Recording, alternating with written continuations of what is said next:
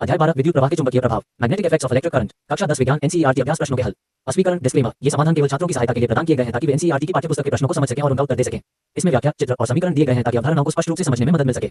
छात्रों को सलाह दी जाती है कि वे पहले प्रश्नों को स्वयं हल करने का प्रयास करें और फिर इन हलों को देखें।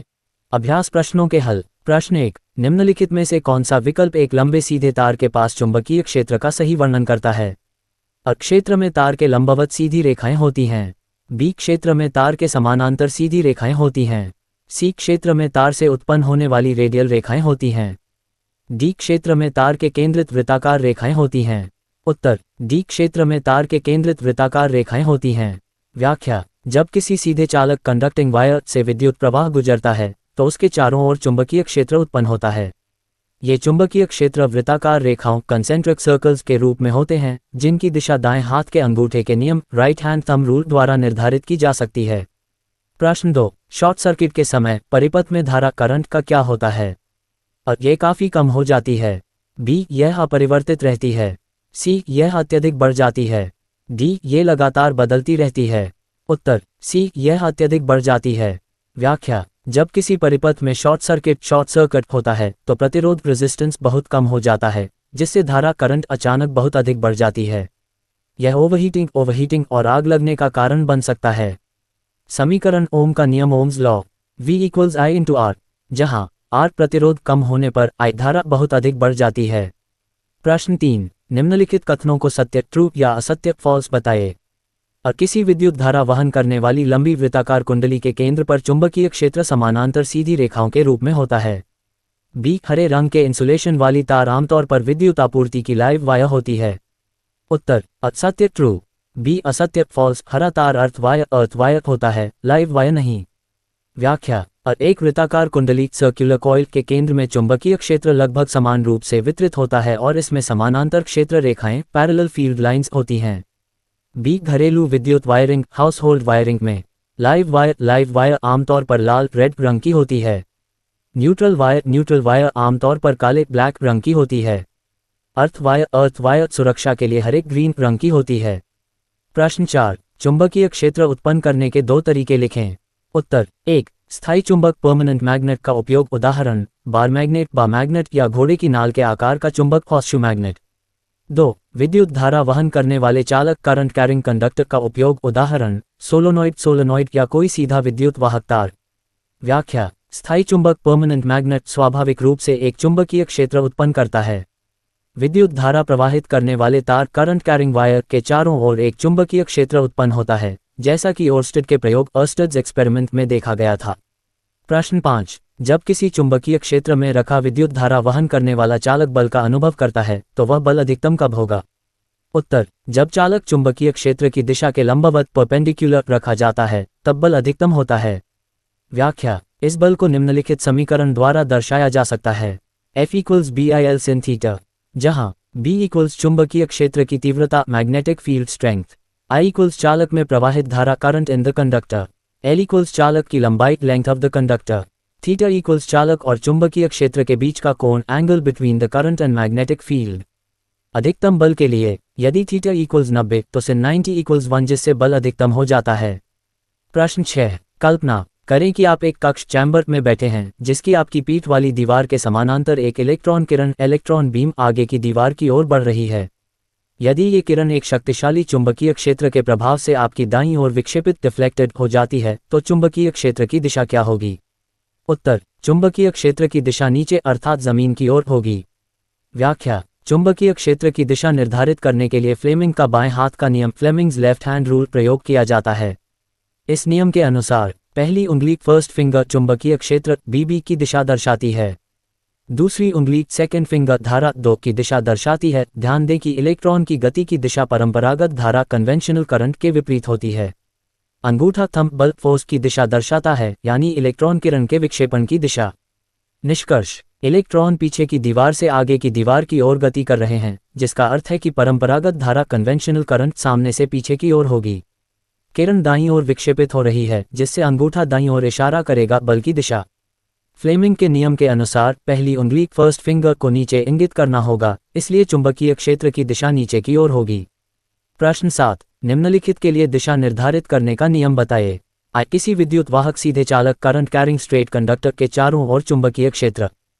किसी चुंबकीय क्षेत्र में रखे विद्युत धारा वहन करने वाले चालक पर लगने वाले बल की दिशा। किसी चुंबकीय क्षेत्र में घूम रही कुंडली में प्रेरित धारा की दिशा। उत्तर दाएं हाथ के अंगूठे का नियम राइट हैंड थंब रूल ये किसी विद्युत वाहक चालक के चारों ओर उत्पन्न चुंबकीय क्षेत्र की दिशा निर्धारित करता है। फ्लेमिंग का बाएं हाथ का नियम फ्लेमिंग्स लेफ्ट हैंड रूल ये चुंबकीय क्षेत्र में रखे चालक पर लगने वाले बल की दिशा बताता है। फ्लेमिंग का दाएं हाथ का नियम फ्लेमिंग्स राइट हैंड रूल ये चुंबकीय क्षेत्र में घूर्णन करने वाली कुंडली में प्रेरित धारा की दिशा बताता है। व्याख्या 1 दाएं हाथ के अंगूठे का नियम राइट हैंड थंब रूल। यदि आप किसी विद्युत वाहक चालक करंट कैरिंग कंडक्टर को अपने दाएं हाथ में इस प्रकार पकड़ते हैं कि आपका अंगूठा धारा की दिशा में हो तो आपकी मुड़ी हुई उंगलियां चुंबकीय क्षेत्र की दिशा को दर्शाएंगी। 2 फ्लेमिंग का बाएं हाथ का नियम फ्लेमिंग्स लेफ्ट हैंड रूल।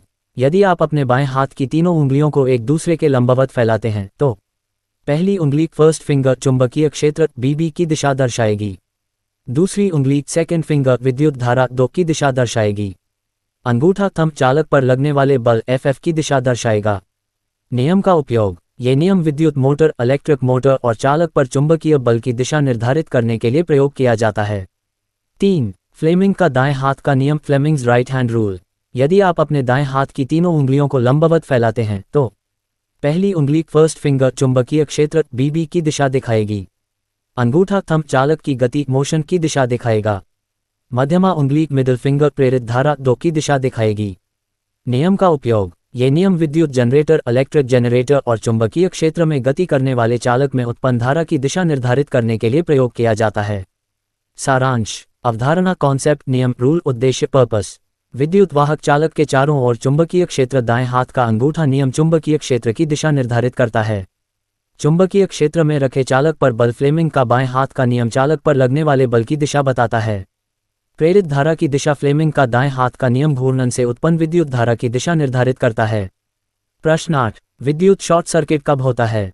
उत्तर जब लाइव वायर और न्यूट्रल वायर आपस में सीधे संपर्क में आ जाते हैं तो बहुत अधिक धारा करंट प्रवाहित होने लगती है जिससे शॉर्ट सर्किट होता है। व्याख्या शॉर्ट सर्किट निम्नलिखित कारणों से हो सकता है।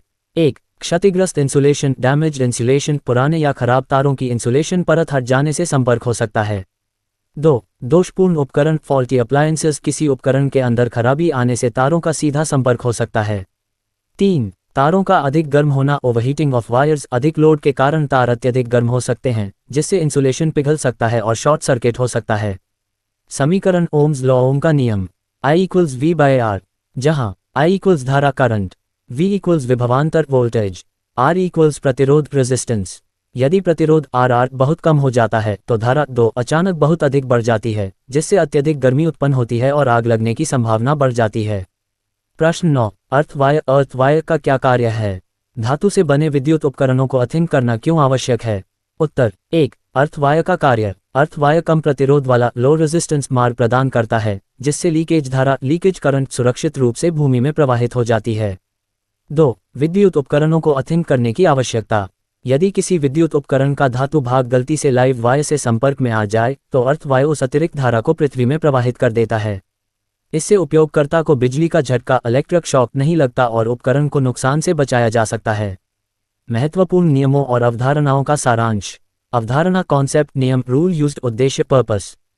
चालक कंडक्टर के चारों ओर चुंबकीय क्षेत्र दाएं हाथ का अंगूठा नियम राइट हैंड थंब रूल चुंबकीय क्षेत्र की दिशा निर्धारित करना। चुंबकीय क्षेत्र में रखे चालक पर बल फ्लेमिंग का बाएं हाथ का नियम फ्लेमिंग्स लेफ्ट हैंड रूल चालक पर लगने वाले बल की दिशा निर्धारित करना। प्रेरित धारा इंड्यूस्ड करंट की दिशा फ्लेमिंग का दाएं हाथ का नियम फ्लेमिंग्स राइट हैंड रूल प्रेरित धारा की दिशा निर्धारित करना। विद्युत शॉर्ट सर्किट ओम का नियम ओम्स लॉ अचानक बढ़ने वाली धारा की व्याख्या करना। अर्थिंग सुरक्षा उपाय सेफ्टी मेजर विद्युत झटकों से बचाव सुनिश्चित करना। धन्यवाद। आपने NCERT कक्षा 10 विज्ञान अध्याय 12 को पूरा देखा। हमें उम्मीद है कि यह वीडियो आपके लिए उपयोगी साबित हुआ होगा। अगर आपको यह वीडियो पसंद आया तो लाइक करें, शेयर करें ताकि आपके दोस्तों को भी मदद मिले। सब्सक्राइब करें हमारे चैनल स्टडी जीनियस IQ को और अधिक NCERT समाधान और परीक्षा तैयारी वीडियो पाने के लिए। कमेंट करें और बताएं कि आपको कौन सा टॉपिक सबसे कठिन लगता है। हम आपके लिए और भी आसान व्याख्या लेकर आएंगे। हमसे जुड़ें Instagram @StudyGeniusIQ। मिलते हैं अगले वीडियो में, तब तक अभ्यास करते रहें और सीखते रहें।